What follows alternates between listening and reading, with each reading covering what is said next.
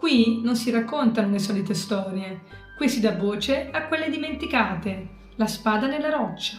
Ti hanno insegnato che appartiene a una leggenda, un ragazzo destinato a diventare re, una prova impossibile, un mago, un regno e una spada che aspetta il prescelto. Nebbia, castelli, cavalieri, una storia così famosa che nessuno si ferma più a chiedersi e se non fosse andata davvero così, e se esistesse una storia più antica, più reale, più inquietante, una storia che non parla di un re, ma di un uomo che ha deciso di fermarsi?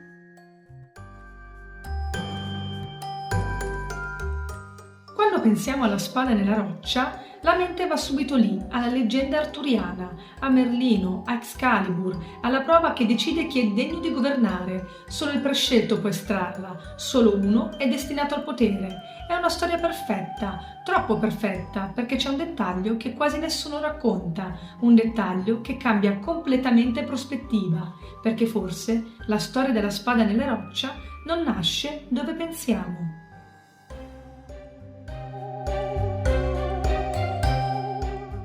Esiste un luogo reale, silenzioso, lontano dai castelli delle leggende. Un posto fatto di pietra, di vento, di tempo fermo, un eremo piccolo, quasi dimenticato, e dentro c'è qualcosa che non dovrebbe esistere, una spada, vera, conficcata nella roccia, non appoggiata, non incastrata, confitta, come se qualcuno l'avesse lasciata lì apposta. E la cosa più strana è che quella spada è ancora lì.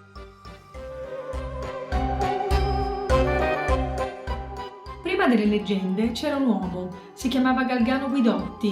Non era un re, non era un eroe e di certo non era un santo, era un cavaliere e come molti uomini del suo tempo conosceva bene la violenza.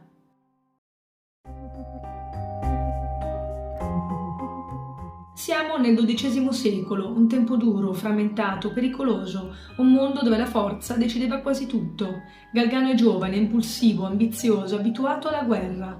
Non è il tipo d'uomo che immagini in preghiera, non è il tipo d'uomo che immagini mentre rinuncia a qualcosa. Eppure succede qualcosa. Secondo le cronache iniziano strane visioni, una chiamata insistente, qualcosa che sembra spingerlo a fermarsi, e lui resiste, perché per un uomo cresciuto con una spada in mano, fermarsi è quasi come morire.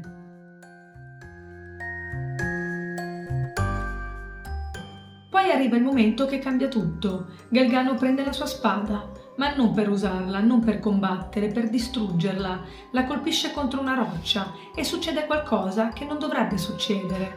La lama entra nella pietra, come se fosse di cera, come se quella roccia avesse deciso di aprirsi. La spada non si spezza, non rimbalza, resta lì, a metà, confitta, immobile, e Galgano la lascia per sempre.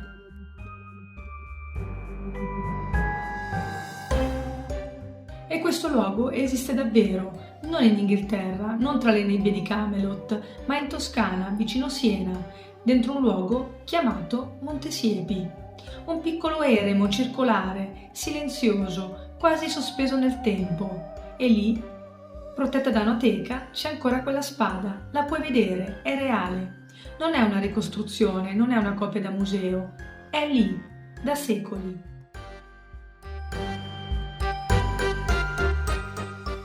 Ed è qui che la storia diventa davvero inquietante, perché nella leggenda di Re Artù la spada serve a dimostrare chi è degno, potere, destino, supremazia. La estrai, diventi re.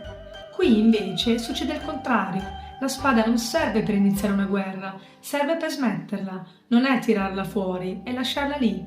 È un uomo che rinuncia, un uomo che decide di non combattere più. E forse questa è una storia molto meno rassicurante.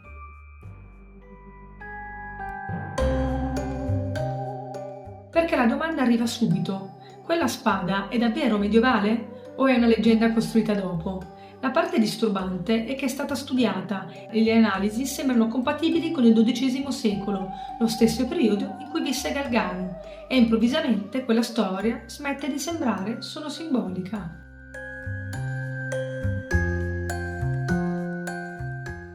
Ora però arriva la domanda scomoda. Le storie arturiane si diffondono tra il XII e il XIII secolo, più o meno nello stesso periodo, e il simbolo è incredibilmente simile, una spada dentro la pietra. Coincidenza? Forse, oppure qualcosa potrebbe aver viaggiato, racconti, pellegrini, monaci, crociati. Nel Medioevo le storie camminavano, attraversavano i confini, cambiavano volto, un racconto si trasformava, si adattava. E forse un gesto di rinuncia con il tempo diventa una prova di potere.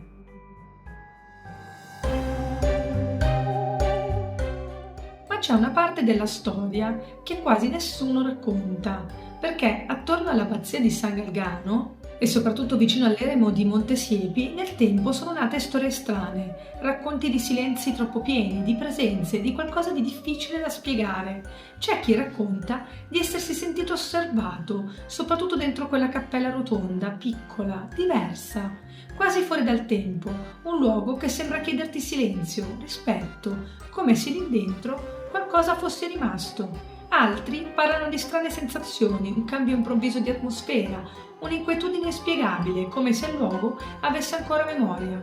E poi ci sono i racconti ancora più strani, sagome viste aggirarsi tra le rovine dell'abbazia, figure lontane, simili a monaci, viste solo per un istante prima di sparire, passi, voci basse, persino canti lontani, sentiti quando il posto era vuoto, quando non dovrebbe esserci nessuno. Ora forse è suggestione, pietra antica, silenzio e storia, o forse ci sono luoghi che dopo secoli continuano a trattenere qualcosa che non si vede ma si sente.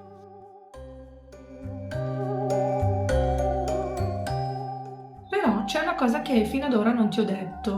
Io lì ci sono stata davvero e posso dirti una cosa, l'atmosfera è davvero strana, perché già il posto sembra fuori dal tempo. L'eremo è piccolo, molto particolare, di forma circolare, quasi insolito, come se non appartenesse davvero al paesaggio attorno, e quando arrivi lì succede una cosa strana, ti sembra quasi davvero di essere tornato indietro nel tempo. C'è silenzio, un silenzio diverso, di quelli che non sembrano davvero vuoti, e anche se sei solo, hai quella sensazione strana come se qualcuno ti stesse osservando, non in modo minaccioso, ma presente, come se il posto si facesse sentire. E c'è un dettaglio che mi ha colpita tantissimo. A vedere quel luogo ci sono dei gatti, ma la cosa curiosa è che escono soprattutto all'imbrunire, non prima, come custodi silenziosi del posto. E poi la vedi, la spada. E il primo pensiero, te lo dico sinceramente, va subito lì, ad Excalibur, solo che questa è vera, per davvero, una spada del XII secolo conficcata nella roccia davanti ai tuoi occhi, e lì ti fai la stessa domanda: com'è possibile? Come può essere davvero lì da così tanto tempo? E soprattutto, che cosa è successo davvero? Perché una cosa posso dirtela: se ti capita di passare da Siena, devi andare a vederla, perché alcune storie, quando le vivi dal vivo, fanno un effetto completamente diverso.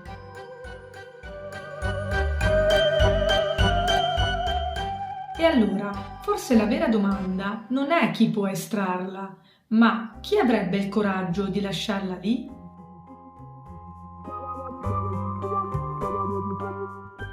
Ci hanno insegnato che la prova è estrarre la spada, dimostrare di essere degni, più forti, più destinati.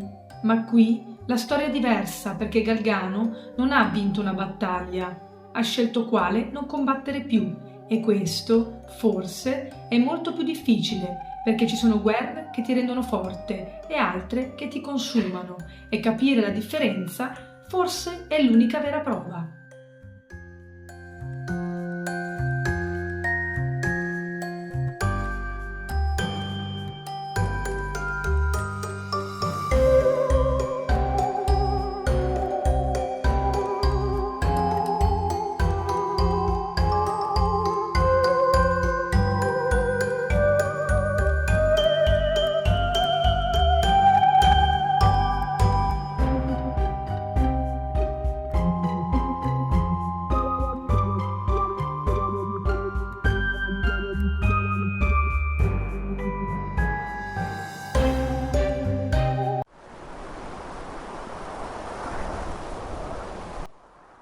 Se ti piacciono le storie che non vengono addolcite, iscriviti al canale e lascia un like. Qui si raccontano le storie che non finiscono nei libri per bambini.